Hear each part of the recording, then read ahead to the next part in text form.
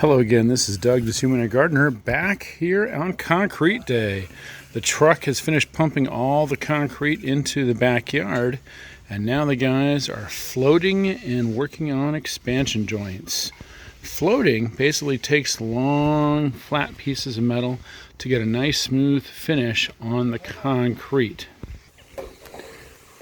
And then they use long grooving tools to get these wonderful expansion joints nice and flat and straight down the length of the concrete.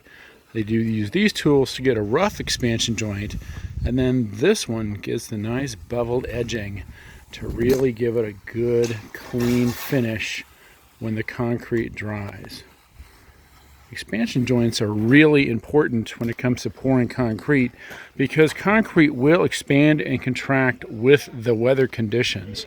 So it's important to kind of guide the concrete to crack where you want it to crack. And that's why we use expansion joints for these purposes. And the good thing about expansion joints is that you can have a lot of creativity with where to put them. But the most important part is you want to definitely put them right off the corners of houses, because that's where you're most likely to get those cracks. So when you're laying it out, you want to also think about your expansion joints and have them about every 4 to 5 feet to really have a nice clean look on the patio.